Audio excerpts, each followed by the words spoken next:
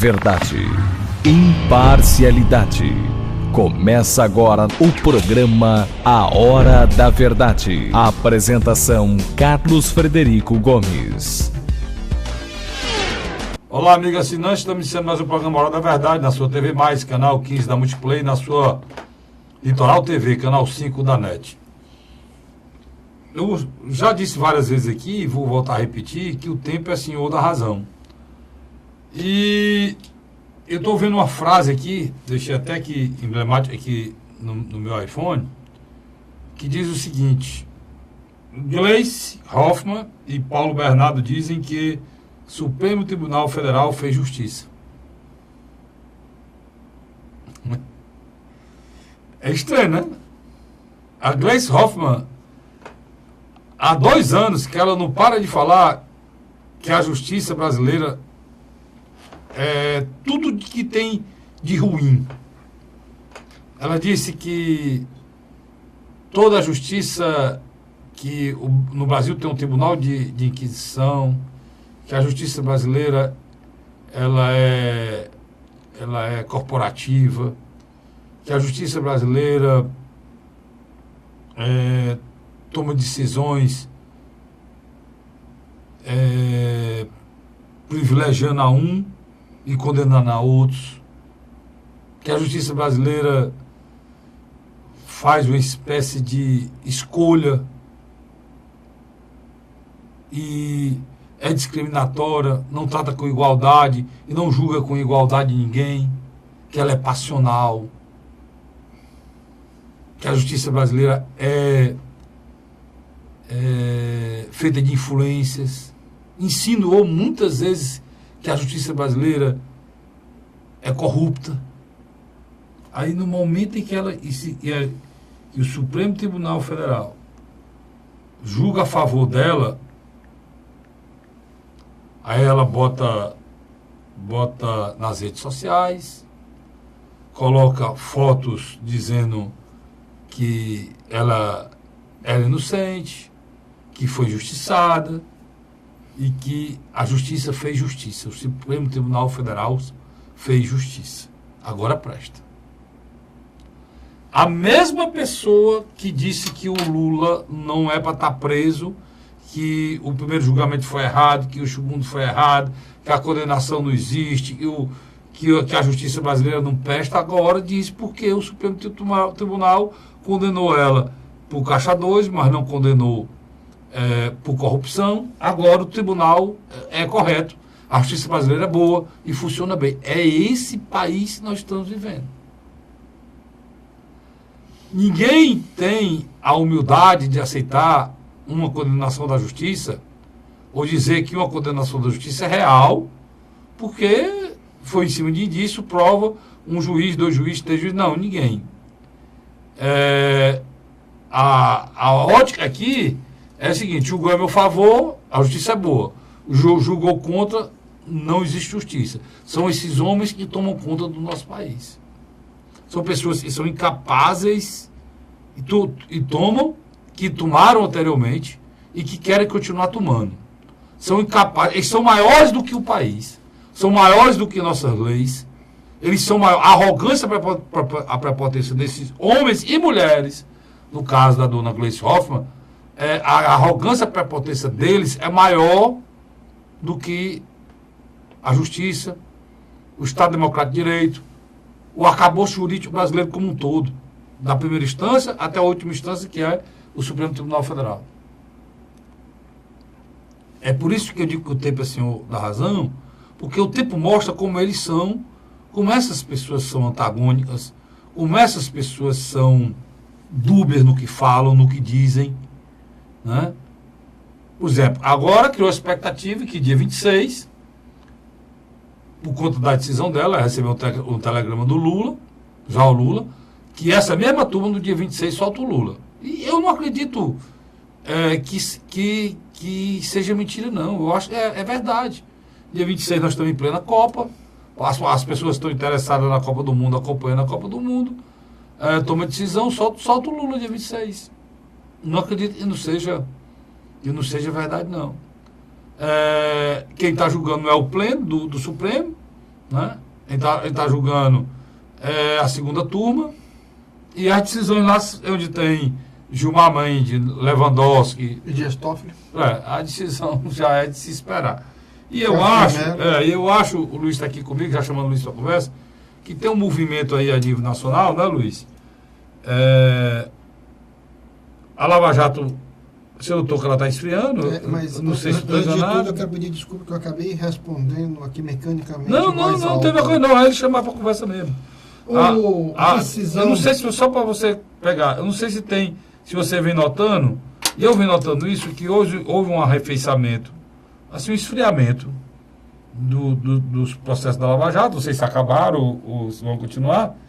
E esse processo que foi julgado ontem no Supremo Tribunal Federal é o segundo processo daquela relação que a gente falou. O primeiro foi aquele deputado, né? Acho que é do Paraná também, né? E o segundo foi ela aqui. O deputado do Paraná foi condenado, foi destruído do Paraná. E ela aqui foi inocentada de qualquer crime de corrupção, vai responder para o Caixa 2 que não é nada. Caixa 2, eu acho que nem vai tornar ela inelegível. O Caixa 2 nem isso faz. Né? Ela recebeu 250 mil que ela não... Não, em 4 vezes, né? Não, estou dizendo, nem, quer dizer, mesmo que ela tenha sido absolvida, o Edson Fachin pediu a condenação dela por Caixa 2 em função dela ter recebido 250 mil e não ter prestado contas. Mas não é nada, Luiz. Caixa 2 não é nada. Celso Mello ainda acompanhou ele e tal. A Procuradora-Geral da República, Raquel Dodge, tem sido uma pessoa eficiente, tem dado seus pareceres, muito técnico. O que está acontecendo? Quando você pega a primeira e segunda instância, tem se demonstrado eficiente. Tanto, você pega a figura do juiz Moura e sua equipe, até o Bretas, do Rio de Janeiro, apesar de que eu concordo com você que ele é muito exibicionista. Além de ser, só concordando com você, além de ser exibicionista, ele tem um problema sério. Ele não pode cobrar ética nem nada de ninguém, porque ele teve a coragem de receber auxílio moradia, ele e, para completar, a mulher dele. Aquilo ali tira uma das coisas que dá credencial dele. Uma das coisas que dá credibilidade ao Ciro, sabe, é ter recusado 2 aposentadorias. Dá ao Ciro uma credibilidade maior do que um juiz desse. Um juiz desse requereu, cara. Ele requereu auxílio moradia dele e da mulher. Só para o telespectador... Que é o Bretas, né? Do Rio de Janeiro. Ficar atento quando você fala isso. O Ciro Gomes, antes dos 40 anos, assumiu a Prefeitura de Fortaleza. Naquele tempo aposentava. Tanto você se aposentava como prefeito, se você passasse uma época da Câmara, automaticamente você também já recebia uma previdência da Câmara. Era outra época, final dos anos 80, começo dos anos 90. Quando o Ciro deixou o governo estadual, antes do meio do ano de 94, ele também tinha direito. Ele passou 3 anos e 6 meses, saiu 6 meses antes. Então, o que acontece? Ele abriu mão. Hoje, daria, eu acho que mais de 30 mil reais. Hoje ele ganhava o equivalente que ganha um desembargador aí hoje. Com essas 2 aposentadorias. Então, eu concordo com você em número general. Já o Bretas não, mas continue isso, assim. Então, só para reiniciar. Na minha avaliação, quando você trabalha com a primeira e segunda instância, as coisas vão rápido.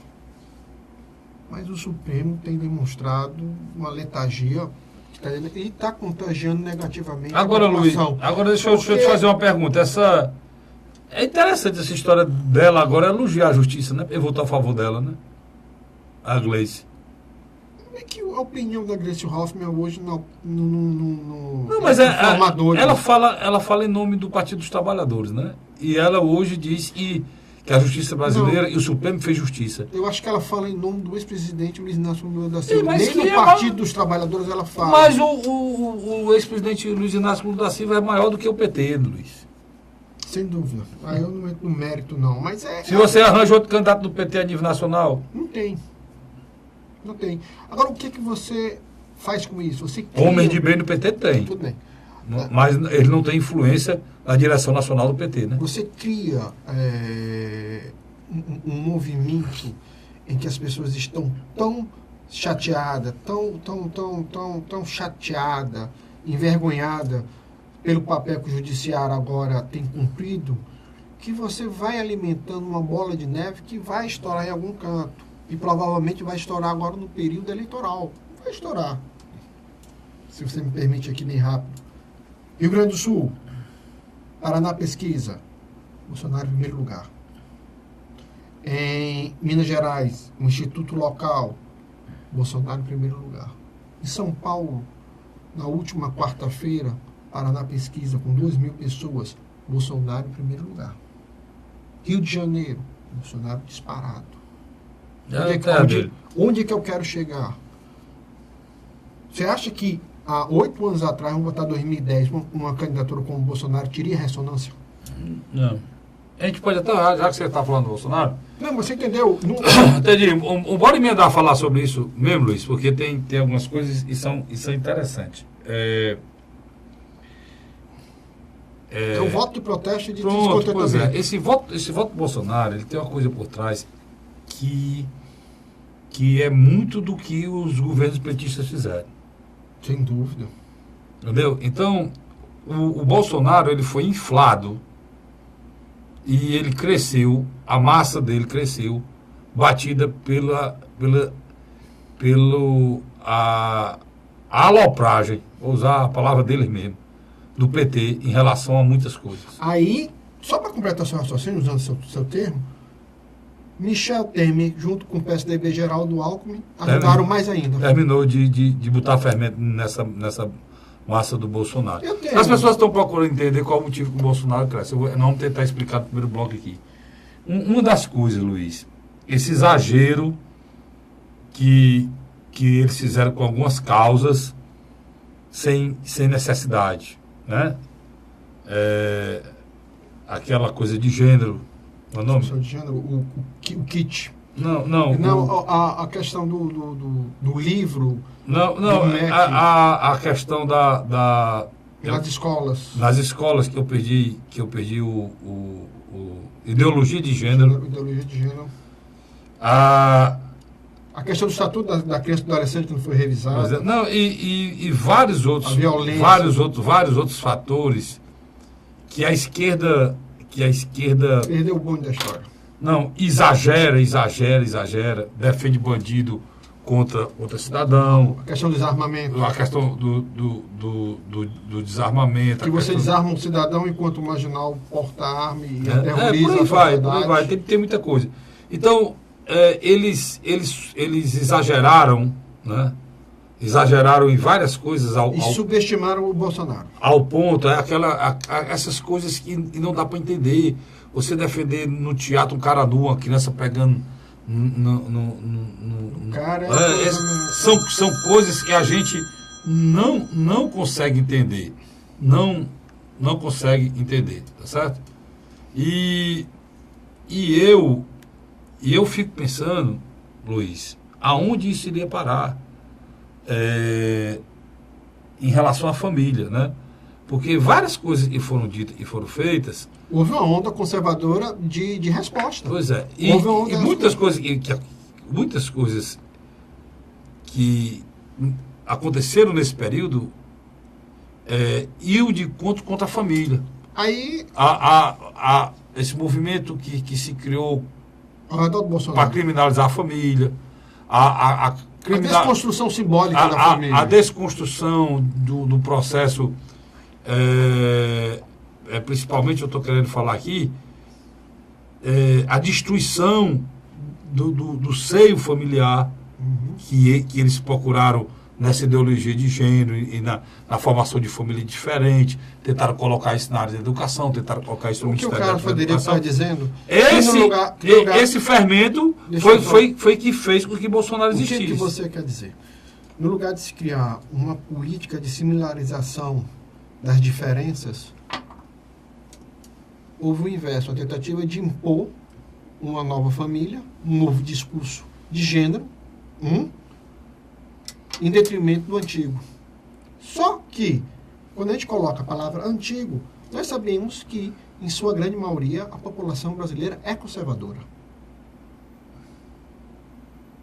Lógico que aqui a gente não defende que você saia predejando homossexuais. Ninguém aqui está. Ninguém nem está tomando parte. Nós estamos só avaliando aqui. Mas você está compreendendo? Nós estamos avaliando aqui porque é que o Bolsonaro cresceu. Aí você coloca junto a isso aí, um estado de violência exacerbada, extremada, em que o cidadão brasileiro não pode mais ir ao supermercado. A nova moda agora é quando as pessoas estão saindo do supermercado são assaltadas. E os restaurantes? Os restaurantes aqui em Fortaleza estão sendo assaltados. Então, o brasileiro está ficando numa situação... Sociedade de terror. Que todos os valores dele estão sendo atacados e, inclusive, a propriedade privada e a condição dele de viver. Então, isso retira do cidadão brasileiro qualquer tipo de bem-estar.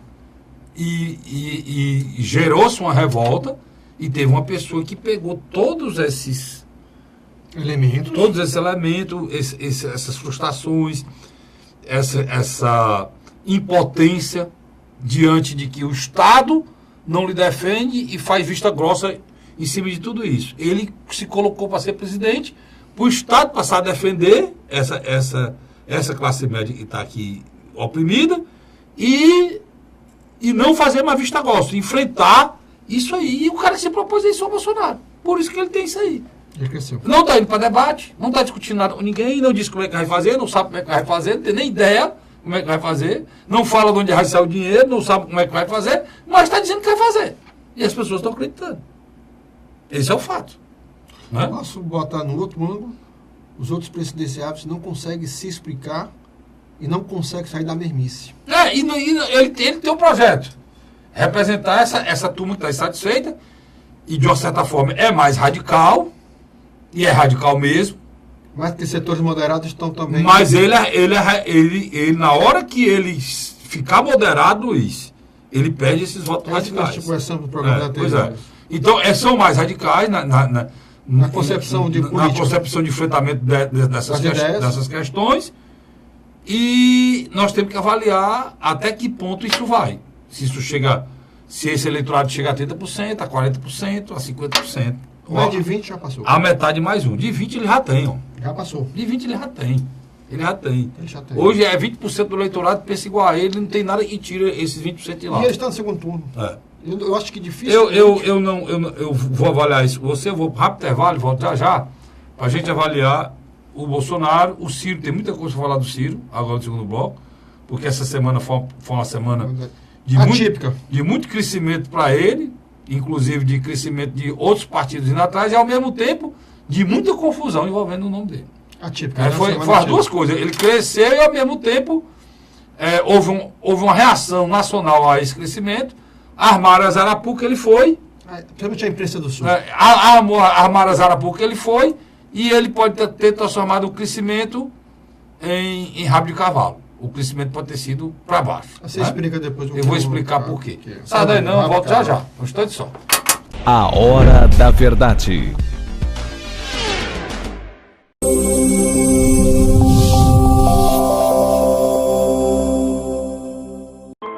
A Assembleia Legislativa começou a campanha Ceará Sem Drogas.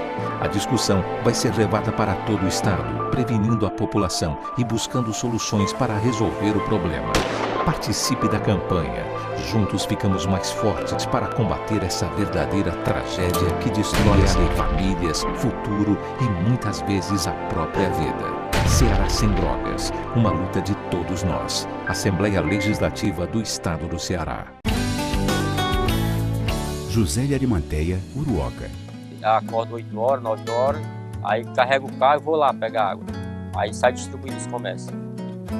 Estrada dessa, ó, pagou de você andar, ó. Você não gasta pneu, tem economia no bolso e anda rápido. Sertanejo pega uma estrada boa, fica feliz, fica contente. Assim como o trecho que liga Uruoca a Martinópole, o governo do Ceará está fazendo mais de 1.000 quilômetros de estradas mais importantes da vida de muita gente. Governo do Ceará.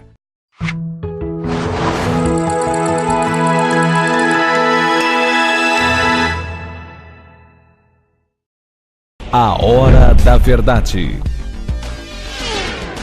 Estamos de volta agora com o segundo bloco do programa A Hora da Verdade na sua TV+, canal 15 da Multiplay e na sua Litoral TV, canal 5 da NET. Luiz, a gente ficou de falar sobre só para que a gente possa entender, no primeiro bloco que a gente passou aqui rapidamente, o que criou a figura do Bolsonaro foi exageros da esquerda, exageros feitos sem necessidade, de não entendimento do processo brasileiro como um todo, da família brasileira como um todo, né? A gente tem algumas tradições familiares e são passadas de pai para filho. A esquerda não entendeu isso, pega um modelo imposto da Europa de cima para baixo e quer implementar aqui. Ao mesmo tempo que muitas causas, uma causa LGBT, como a causa do aborto das mulheres, a causa do não à religião, né?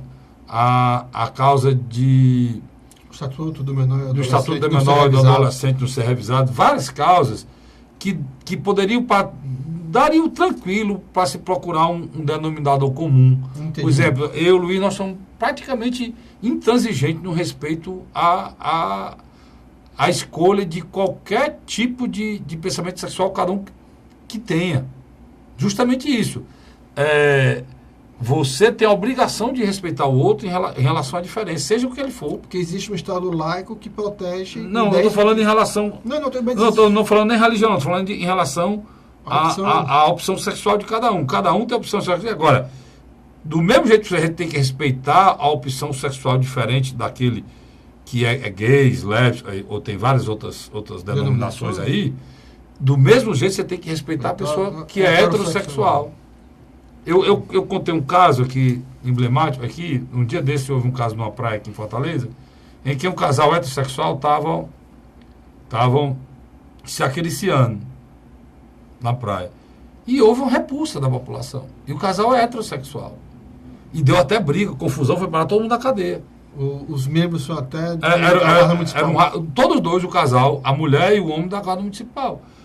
Se fosse um casal homossexual, ia dizer que era homofobia. Isso não é homofobia. Isso é um respeito das pessoas que estão lá e não aceitam que aquela atitude seja tomada na praia ao fim do meio-dia. Então, eu estou dando esse exemplo por quê? Porque se exagerou dentro desse processo, e homofobia existe. Mas a partir do momento que você, para poder garantir um direito, você provoca as pessoas, aí você, em vez de diminuir, você provoca as pessoas. Você faz uma ação que estabelece uma reação. Qual é a reação? A reação, uma delas é o Bolsonaro. Aí às vezes, a gente, em vez de procurar uma solução para um problema comum que agrade as duas partes, nós vamos criar uma solução agora exacerbada, e aí eu tenho medo, porque pode ser uma reação muito pior e a sociedade não merecia. Mas é hoje sendo potencializada pela candidatura do Jair Bolsonaro. Não é, Luiz? Mais ou menos isso? Eu acho que sim. Acho que você sintetizou o que eu também penso em relação a isso. Mesma coisa em relação à religião. Sem dúvida. Que as pessoas se zangam, né, Luiz, com um crucifixo que tem no parlamento, e aquilo ofende eles. Eles não entendem que aquilo está lá há não sei quantos anos, que é necessário que seja respeitado. Né? Mas alguns analistas políticos e membros da imprensa não compreenderam uma coisa. Eu acho que a candidatura de Jair Messias Bolsonaro se concretizou. Ela tem uma base sólida. Ela só não tem mais penetração na região Nordeste e Norte, que eu acho que ainda tem uma influência muito forte da figura do ex-presidente Luiz Inácio Lula da Silva.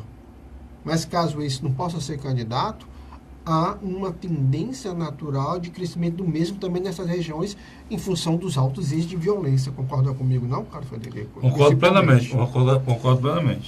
Agora, sem dúvida, nós falamos no primeiro bloco, Ciro Gomes, na minha avaliação, é a candidatura presidencial mais ao centro, que poderia atrair tanto o eleitor de centro-direita como de centro-esquerda. Só que ele tem deixado bem claro que a preferência dele em matéria de aliança deverá ser, no primeiro momento, com o PSB e o PCdoB. No segundo momento, ele vai conversar com os partidos que fazem parte do Centrão. Só que, durante essa semana, numa entrevista que ele deu à Jovem Pan, em determinado momento, o Ciro, como nós o conhecemos muito bem, ele tem um estilo próprio. E às vezes ele é franco demais, né? Mas para algumas pessoas... Você viu a entrevista, Luiz, viu? Li, assisti. Eu vi toda a entrevista. Então, o que eu senti lá, não sei se você concorda, mas você pode... acho que vai ter a minha avaliação. É muito duro lá. E é cansativo. Não, mais não, jovem. Na Jovem Pan News, o jogo lá é muito duro. E os entrevistadores, na realidade, eles não são entrevistadores, eles são pessoas realmente antagônicas àquelas pessoas que são chamadas para lá. É verdade. Eles procuram chamar as pessoas, por exemplo, vão chamar o Vicente. Então, eles sabem o que o Vicente pensa, eles chamam para a bancada as pessoas que já têm um ranço e reserva o que o Vicente pensa. E foi isso que fizeram com o Ciro lá. Né? É tanto que ao dado momento ele disse assim, olha, pode vir que eu também sei mal. Você viu aquela hora que ele disse isso, né? Eu também sei. Deixa eu lhe ajudar. Todas as perguntas são feitas, elas não têm o intuito de esclarecer nada do candidato a presidente. Elas têm o intuito de provocar o candidato a presidente. Para que todas as perguntas, elas falam de denúncia, falam de crise, falam de coisas, falam de coisa que falou, falam de coisa que ele disse. É só provocação. Não tem uma pergunta, o que é que o senhor pensa na área da saúde? Não tem nada de profundidade em relação... Diferente de um programa como Roda Viva da Cultura. Pronto. Totalmente diferente. Que ali havia um mediador... E ele foi, e não deveria ter ido, no meio do tiroteio. Do tiroteio, ele falaram em relação ao DEM, como é que ele ia se coligar com o DEM, se ele falava se o DEM tinha sido a favor do golpe, que era o impeachment, ele chamava o impeachment de golpe, como é que ele podia se juntar com o pessoal do golpe, não sei o quê. Aí ele disse que isso tinha que ser visto embaixo, tinha um passado, tinha um presente, tinha um futuro. Sem saber que é que o DEM pensava para o presente, o passado não interessava a ele, porque ele era para frente, queria saber para frente, como era que ia ser, mas aí ele citou um cara que é vereador lá, que vive... Por que é que ele citou o rapaz? Que esse rapaz vive falando mal dele. É vereador lá de São Paulo e é do movimento... Fernando Holliday. Ele é aquele movimento... MBL. É do MBL. E o pessoal do MBL é ligado ao Bolsonaro e vive esculhambando todo santo dia o Ciro nas redes sociais. Movimento Brasil Livre. Aí ele disse, olha, no caso esse rapaz ele é negro e ele é contra toda a política a favor da igualdade racial que tem aí. Em vez de ser a favor da política da igualdade racial dos negros, ele é contra toda a política que tem aí. Ele é contra a cota, né? Ele é contra tudo, entendeu? Então, o Ciro citou uma figura histórica que existia. Deixa eu só lhe dar um detalhe. A figura histórica existia no tempo da escravidão, que era o capitão do mato. O capitão do mato geralmente era um negro de confiança do dono dos escravos. Mulato, né? Que ele sabia tudo sobre os negros, que era o capataz e servia ao dono dos negros. Quando o negro fugia, ele que ia atrás. Ele ia atrás. Então ele servia, apesar de ser negro, ele ajudava o branco a manter a própria comunidade dele na escravidão. Muitas vezes ele trazia irmãos deles negros debaixo do chicote, acorrentado, de volta para a fazenda. E o Ciro chamou esse rapaz de capitãozinho do mato. Moderno. E muitos deles, às vezes, era filho do fazendeiro. Então, era um cara mestiço. E aí estão querendo dizer que ele foi racista. Eu não vejo nada de racista nisso. Né? Ele colocou historicamente nada de racista. Ele está muito pelo contrário. Ele está dizendo que o cara, em vez de defender a igualdade entre os negros, o cara é a favor de quem oprime os negros. Não tem nada de racismo. Aí a própria Jovem Pan colocou por esse lado, né, Luiz? Tentando botar isso aí, mas porque qualquer coisa que ele diga sempre vai dar ibope. Ele está respondendo uma pergunta sobre questão tributária e financeira e tributária. Antes dele responder, as pessoas interrompem. Quando termina de responder que ele não responde, a pessoa diz, mas o senhor não diz como. Como é que ele ia dizer como, se ele estava dizendo interromperam? Então, na realidade, lá, o que eu senti era uma mesa pronta, uma casca de banana para pegá-lo. E ele, no meio da confusão, falou capitão do mato e foi a semana toda de desgaste. né? Na segunda-feira. E foi segunda, e foi terça, e quarta, só nesse assunto, só o que tem aí falando disso, Ciro racista, esse Holiday já falou, outro já falou, outros falam, aí sai uma trupe, uma verdadeira trupe né, nessa discussão. Por quê? Porque eles foram inteligentes, o Ciro precisa entender que ele está num jogo bruto, ou sai da política. Né? Outro episódio, Luiz, ele foi para o encontro dos prefeitos de Minas Gerais. Minas Gerais tem mais de 800 municípios, então era um auditório lotado, e era muita gente para debater, e fizeram a pergunta a ele sobre economia, sobre a área tributária, de novo, a economia, e no meio da pergunta ele interrompeu, ele não podia mais falar, que só era 5 minutos, e aí o cara fez outra pergunta, de novo, na mesma área. Aí ele disse, olha, como é que você me interrompe, disse que eu não posso falar, e faz a minha pergunta na mesma hora, você deixa eu terminar. E aí, mas zangado, e criticou o formato do coisa. Teve gente que vaiou, aí o rapaz, ele disse, eu estou aqui como convidado. Aí ele falou lá que queria restaurar a autoridade do país, o país não tinha autoridade, sentou lá de novo. Aí o rapaz disse, só tem mais 5 minutos para responder a pergunta, e tem mais 3 minutos para responder a outra pergunta, e mais 5 minutos para as suas considerações finais. Aí ele disse, pois então, muito obrigado, até logo. Aí quando ele disse, muito obrigado, até logo, ele não quis mais falar, disse, muito obrigado, até logo, foi embora, e foi vaiado lá, né, Luiz? Certo. Também. E isso também está sendo passado em todo o Brasil, como, no caso, ele zangado, tomou essa atitude zangada e saiu. Então, o que é que eu acho? Para passar a bola para o Luiz, eu acho que ele precisa ter serenidade, porque lá na discussão ele viu que tinha uma torcida grande do Bolsonaro, e a vaia estava pronta e armada, e ele precisa armar o povo dele. Se ele está na disputa, se ele está num processo em que ele quer bater de frente e polarizar com o adversário, ele precisa ter as mesmas armas. Se ele vai para o Congresso dele, ele precisa, o pessoal do PDT que vota nele precisa estar lá. Para na hora que vai de um lado, aplaudir do outro. Aí isso é neutralizado. E ele ficaria mais solto e não se zangaria. Não, ele entrou na provocação, na casa de banana, botaram nele mais uma vez, e perdeu. E perdeu muito. Quais são as duas grandes forças lá? Fernando Pimentel e o grupo da Anastasia, PT e PSDB. Eles não perderam oportunidade, né? Aí se juntaram com o pessoal do Bolsonaro. Vaiaram. E se juntaram com o pessoal do Bolsonaro. Eu quero colaborar com esse seu pensamento. Em 2002, o presidenciável José Serra contratou um psicólogo para estudar todos os movimentos, toda a fala de Ciro Gomes e tentar encontrar alguma falha. E notaram que, em determinados momentos, as respostas do Ciro Gomes são agressivas à opinião pública. E quando você pega aquela informação e deforma mediaticamente, ela toma um outro ritmo. Nem porque ele fala muito, então não dá para você deformar quase tudo, né? Sem dúvida. Então, é o processo da Patrícia Pilar, entre outros mais. Mas o que é que eu quero dizer com isso? Ciro Gomes, ele é um candidato hoje que tem tudo para crescer. Por quê?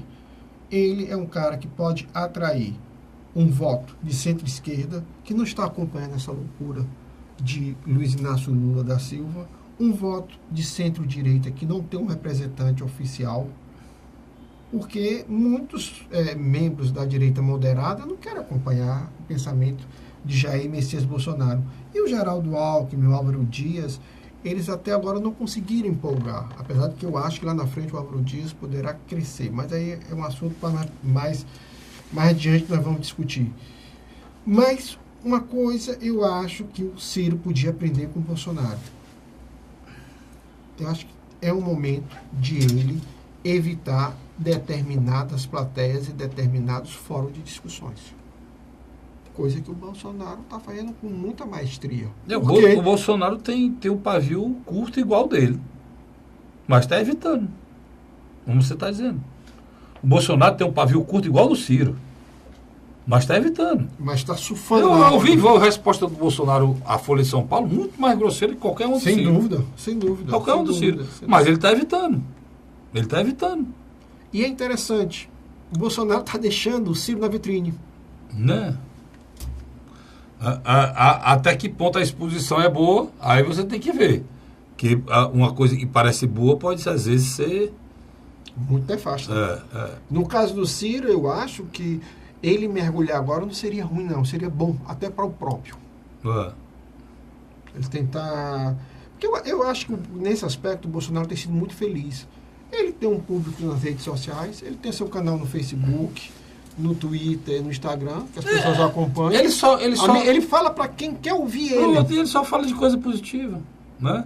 As ações, isso aí só de coisa positiva. Ele chegando na Bahia, rumo de gente, aí bate foto, mostra, ele bate uma posta dele na rede social. Eu acho que o Ciro, ele tem que pegar uma aulazinha com o Bolsonaro. Então, se quer ir para os locais daqui para frente, ele vai enfrentar isso aí. Então, que ele tenha o público dele, né, Luiz? Aquela cena do Geraldo Alckmin chegando no aeroporto, deprimente, com meia dúzia de militantes tentando forçar que havia uma multidão esperando pelo Geraldo Alckmin. A última pesquisa do Paraná, ele deixou bem claro que o eleitor de São Paulo não acredita que...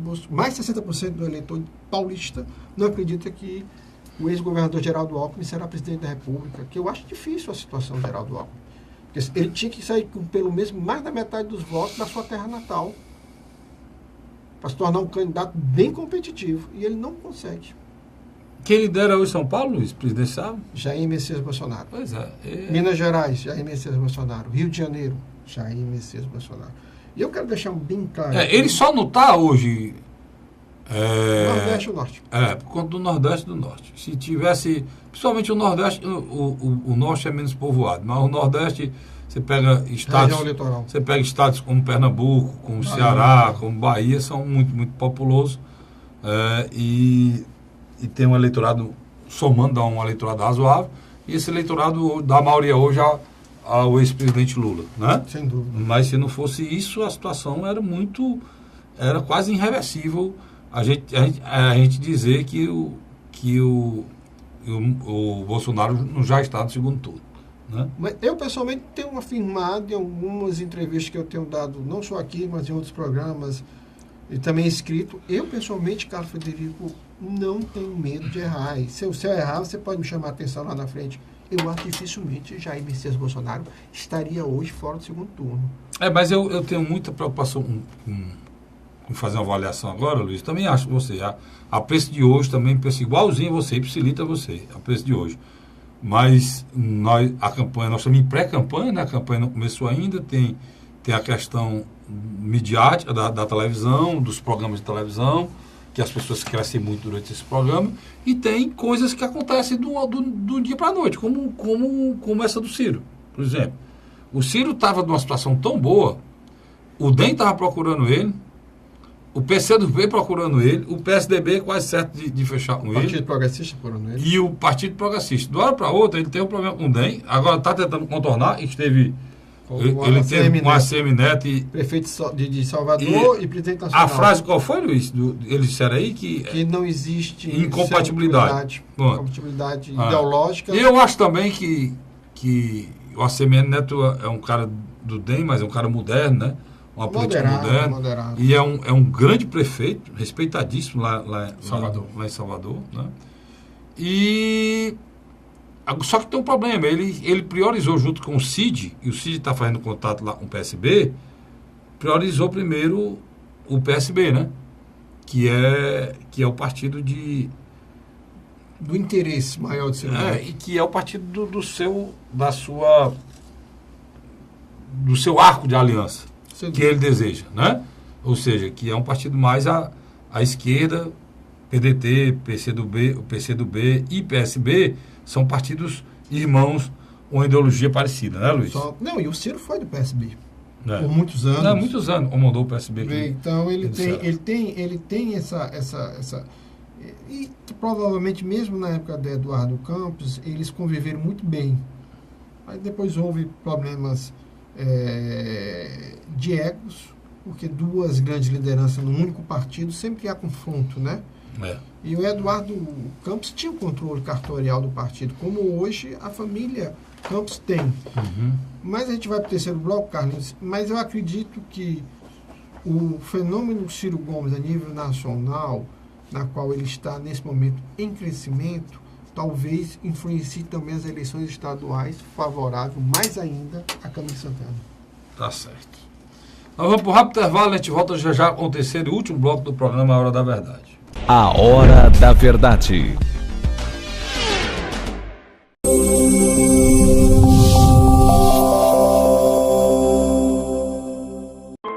A Assembleia Legislativa começou a campanha Ceará Sem Drogas. A discussão vai ser levada para todo o estado, prevenindo a população e buscando soluções para resolver o problema. Participe da campanha. Juntos ficamos mais fortes para combater essa verdadeira tragédia que destrói famílias, futuro e muitas vezes a própria vida. Ceará Sem Drogas, uma luta de todos nós. Assembleia Legislativa do Estado do Ceará. José de Arimanteia, Uruoca. Acordo 8 horas, 9 horas, aí carrego o carro e vou lá pegar água. Aí sai distribuindo os comércios. Estrada dessa, para gosto de você andar, Você não gasta pneu, tem economia no bolso e anda rápido. Sertanejo pega uma estrada boa, fica feliz, fica contente. Assim como o trecho que liga Uruoca a Martinópole, o governo do Ceará está fazendo mais de 1.000 quilômetros de estradas mais importantes da vida de muita gente. Governo do Ceará.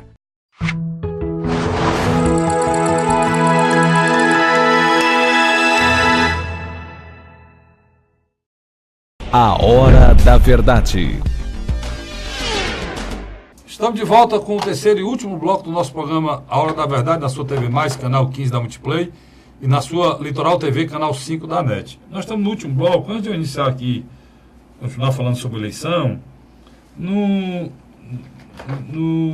dia 16 desse mês agora passado, hoje há 4 dias, eu fiz um artigo no blog do castrofederico.blogspot.com, blog do castrofederico.blogspot.com, lá sobre o Brasil que a Globo quer no futuro. Nesse artigo, né, eu digo mais ou menos o seguinte: no dia 26 de abril de 1965, precisamente às 11 horas, entrava no ar o Canal 4 do Rio de Janeiro, ou seja, a TV Globo. E propriedade do jornalista Roberto Marinho, a concessão havia sido otorgada anos antes, ainda no governo Juscelino Kubitschek, mas entrou no ar apenas nesse ano, já na época da ditadura militar, ou seja, em 65, né? O ano que eu disse aqui, 26 de abril de 65. Castelo Branco. No governo do Marechal Castelo Branco. Após isso, o Brasil jamais foi o mesmo. E, imediatamente, a Nova TV apoiou o golpe militar e articulou para que o Marechal Castelo Branco e os militares continuassem no poder por décadas, como de fato aconteceu. Depois de muita luta, o Brasil finalmente volta a ter eleição direta para presidente, que elegeu o Collor de Mello. Collor de Mello, candidato que foi inventado, eleito e retirado pela Rede Globo de televisão. Nos governos FHC, Lula e Dilma, a Rede Globo continuou dando as cartas e mandando no país. Por incrível que pareça, o asqueroso Michel Temer foi o único presidente em 53 anos a bater de frente com a poderosa Rede Globo. E ainda permanece no poder. Mas só permanece no poder porque o mandato é curto e já está se acabando, não vai dar tempo a Globo tirar, senão ela tiraria com certeza. Diante dessa história de domínio do nosso país, a poderosa Rede Globo está conspirando diuturnamente para voltar ao poder. Para isso, criminalizou a política, transformando toda a classe política em bandidos. E os pré-candidatos independentes dela, da Rede Globo, e do mercado financeiro que ela representa, como Bolsonaro e Ciro, estão sendo também destruídos. Até mesmo as Forças Armadas, a única instituição que a população confia, vem sendo duramente atacada e caluniada pela Rede Globo de televisão. O Brasil que a Globo quer para o futuro está sendo construído com calúnias, conspirações, vazamentos ilegais. Tudo que puder ser feito será feito pela família Marinho, que anseia voltar ao poder. Assim, o Brasil virá a ser, de novo, da Rede Globo de televisão. É este o Brasil que ela quer para o futuro. Tá, aqui, o que eu estou falando aqui, Luiz, é um contexto histórico do que aconteceu no Brasil, vem acontecendo todos esses anos. Cabia aí também, né, nesse artigo que eu fiz, falar que uma das pessoas que brigou para que Brasil tivesse uma independência dessa manipulação, foi Brizola, né? Gaúcho lutou muito por isso. E eu falo isso aí, teve gente que não entendeu, que acha que a gente é da imprensa, não devia atacar a imprensa. Eu não estou atacando a imprensa, não. Eu estou relatando um fato histórico. Mas a autocrítica é necessária. A autocrítica é necessária. O que é que acontece hoje? É aquilo que você coloca muito bem nos seus programas de rádio, que eu sempre assisto de manhã. A Hora da Verdade, de 9 às 10 horas. Na Rádio Cidade AM, 860. Você coloca uma coisa muito interessante. A partir do momento que você tem um cartel na área de comunicação no Brasil, onde 5 famílias controlam todos os veículos televisivos, praticamente. E toda a verba que tem, inclusive institucional, para isso. Toda. 90%. 90%. Fica tudo na mão deles. Por isso que são bilionários aí. São bilionários. E você coloca uma coisa muito interessante.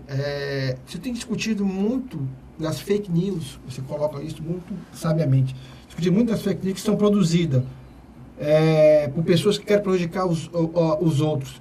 Mas você também coloca algo que me chamou a atenção. As fake news produzidas por esses próprios canais. Pois é. E que se tornam verdade. Se tornam verdade. Deixa eu te dar um exemplo claro do que eu estava falando aí, Luiz. É importante a gente falar. Por exemplo, aquela história que você está falando, só vou exemplificar o que você está falando. Aquela história que saiu sobre o Exército, como se fosse uma coisa nova, aqueles artigos que foi publicado no Jornal Nacional agora semana retrasada, aquilo ali é de 2015. E aquilo foi divulgado pelos Estados Unidos em 2015, foi requentado, porque tem esse movimento que a gente falou aqui, a favor das Forças Armadas, a favor do Bolsonaro, que é ligado. O Bolsonaro tem uma ligação com o Bolsonaro militar, né? Tem uma ligação com os militares. É interessante, é um subgrupo do grupo do Bolsonaro que ganhou voz e força nos últimos meses. Então o que acontece? As Forças Armadas é uma instituição que o povo ainda confia no Brasil. É uma das poucas instituições que o povo confia. E o Bolsonaro é ligado à instituição. Então a Globo está destruindo as Forças Armadas, para também destruir junto o Bolsonaro, que não é um candidato alinhado com o que ela pensa. Isso é normal em democracia? Não. Por quê? Porque a Globo tem 100 milhões de espectadores. As pessoas, e a confiança dela que ela consegue fazer isso, é porque boa parte desses eleitores, ou desses espectadores, que também são eleitores, eles não têm capacidade de entendimento. A Globo sabe disso. Pra você ter ideia, eu já vi pessoas verem o seu candidato passar na televisão como corrupto, falando, denunciando como corrupção, e o cara diz, o meu deputado saiu na televisão. O deputado, ela está feliz, o deputado dela está saindo na televisão, mas o deputado está saindo na televisão de maneira devastadora, porque ele era um corrupto. E ela pensando que o deputado dela era importante, está saindo na televisão. E a Globo sabe disso e usa isso muito bem. E quando a gente fala aqui que a Rede Globo vai fazer isso, aí tem gente que é antipetista, né, e já disse, e a gente está com o mesmo discurso do PT, não tem nada a ver com a gente com o PT. A história da Globo é uma história de manipulação da política brasileira há 53 anos. Elogio. Se hoje o PT está dizendo isso, mas nem pouco atrás o PT estava aliado com ela. É que ela passava os recursos. O governo federal estava aliado com ela. O Lula foi reeleito e reeleito junto com a Globo com ele. Né? Agora, no momento que a Globo se descolou, começou o desastre. Entendeu? Então, é necessário que daí a pessoa diz, não, você está com o discurso... Teve um colega meu assim, o seu discurso... Só lhe interrompendo aqui, para as pessoas compreender. Quando a gente fala Globo, não é só a Globo sozinha, não. Porque quando a Globo constrói um discurso, quase sempre o SBT reproduz, a Record reproduz, a Rede TV reproduz. Está sendo bem claro, foi uma discussão... Bandeirantes. Foi uma discussão que o Ciro puxou lá no dia da Jovem Pan, que o domínio do Brasil é feito por um mercado de especulativo internacional, junto com os meios de comunicação, junto com os meios de comunicação, que estão levando esse país à situação que ele está vivendo. Hoje, o Brasil, metade do que o Brasil produz é para pagar, pedir dinheiro para fora. Eles querem que continue assim. Isso é absurdo, né, cara? Por isso que eles insistem tanto na reforma da Previdência, porque a reforma da Previdência é uma ameaça esses 50%. Porque vai aumentar e vão ter que mandar menos. Por isso que eles insistem na reforma da Previdência. Porque, na realidade, se você tira 50%, como o Ciro disse, muito bem dito, e aí eu quero respeitar e elogiar e parabenizar o Ciro por isso. É o único candidato que está falando isso. Se você tem 100% de recurso, né? Vou ficar mais fácil, você tem R$1 trilhão. 1 trilhão. e você pega 500 bilhões e manda para o estrangeiro, vai sobrar 500 bilhões para o país. Não. 30 bilhões fica com a previdência privada, ou com a previdência do país. Desses 30 bilhões, a metade dele vai para os que ganham muito na previdência privada. Juízes, embargadores, por aí. Então, mas vai 30%. Sabe quanto é que sobra para saúde, educação, transporte, energia, cultura, estrada? 200 bilhões, ou seja, 20% de todo o imposto que a população brasileira pagou. É o que retorna para ela, e aqui ainda tem que sair o roubo. Ainda tem que sair a corrupção desses 20 bilhões. Então isso tem que mudar. Total. Tem que mudar, porque nós temos 320 bilhões aplicados lá fora, Luiz, a 0%. Sem ser metido. E pagando 14% como a gente pagava do juro desses 500 bilhões da dívida.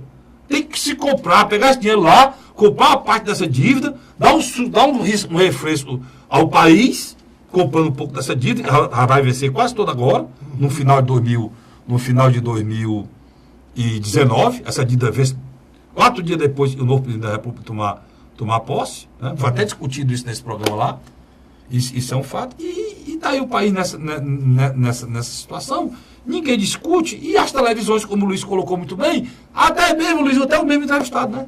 O mesmo cara que é entrevistado por um é entrevistado por todas. É o mesmo cara que um dia desse dizia que o Pedro Parente era o grande salvador da Petrobras. Pronto, você viu alguma empresa falar mal do Pedro Parente? Você sabe onde é que o Pedro Parente está agora? Não, ele tinha que ser beneficiado de alguma coisa. Ele está executivo da JIF, né? Exatamente. Ele é o presidente do grupo lá. Conselho. Do conselho. Ele foi alçado para um cargo, pelo serviço que fez. Porque, na grande realidade, Carlos Frederico, quando você vê o Geraldo Alckmin patinando, você vê Henrique Meirelles patinando, você vê Rodrigo Maia patinando, é outra coisa não. A ideia de defender o legado do neoliberalismo no Brasil já se demonstrou não tão fértil com Fernando Henrique Cardoso. E agora, quase 20 anos depois, na sua segunda tentativa de impor aos brasileiros, está demonstrando que eleitoralmente não tem eco na sociedade. Por E isso a sociedade é contra. Agora, o grande problema do Bolsonaro, Luiz, é que ele replica, né? Esse pensamento neoliberal, né? Mas o Bolsonaro ele tem uma coisa muito inteligente. Ele, apesar das pessoas acharem que ele é um cara de mente fechada, tacanha, não. Ele compreende aonde o vento está soprando. Então não duvide nada que se o Bolsonaro... Se ele tivesse esse entendimento em relação à exploração que fazem o nosso país, o nosso país é, para você entender de uma maneira mais fácil, é um cidadão, pai de família, que ganha 10 mil reais por mês e está pagando... Só do cartão de crédito?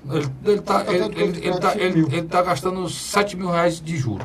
Só do cartão de crédito. Pronto. Está sobrando 3 mil reais para comer.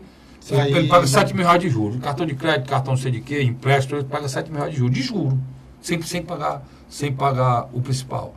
Essa é a situação do cidadão brasileiro. Isso um cara assumir um país em uma situação dessa e dizer vai manter isso aqui. Eles mantêm por quê? Por que eles mantêm, Castilho? Eles mantêm porque você não pode dar calote nessa dívida. Essa dívida não é dívida externa, não é FMI, não. Essa dívida é das pessoas que comparam papéis brasileiros e investir dinheiro aqui. Perfeito. Mas você tem que alongar essa dívida, bicho. Você tem que alongar essa dívida. Você não pode estar matando um povo para pagar uma dívida. Você tem que alongar a dívida, você vai pagar, agora não do jeito que vocês pensam. Primeiro, eles vão levar o juro para 14%, aí agora o juro está 6,5%, a taxa Selic, que é o ano. Mas era 14%. Quando você faz isso, você está beneficiando quem? Eles. Por que eles sobem o juro? Dizendo que estão combatendo a inflação aqui, eles estão dando dinheiro para os caras lá. Isso, Luiz, é criminoso, ninguém fala nada. Quem que faz isso? O presidente do Banco Central, junto com o secretário da Fazenda. Porque esse dinheiro que sai daqui, o pessoal fala em corrupção aqui de milhões, o quê? Aqui é corrupção de trilhões, né, Luiz? Não é de milhões. E é o seu dinheiro, o meu dinheiro que é arrecadado que vai para lá. Né? Então, isso são coisas que não se discute. Não nessa eleição vão discutir. E aí o Ciro está sendo atacado de forma cruel, porque está discutindo esse assunto. E eu disse para você que não disse para você? Eu disse para você. A desconstrução do Ciro. Você se lembra que eu disse para você? Eu disse, olha, quem for contra o Ciro está indo no caminho para perder a eleição. Eu, se fosse ele, tirava esse assunto da pauta, ia para a eleição, e quando chegasse lá, fazia. Você falou que o mercado financeiro, ele reage. Reage. Ele reage de maneira muito Reage. abrupta. É. E o Ciro está deixando mais também para que essa reação aconteça, né?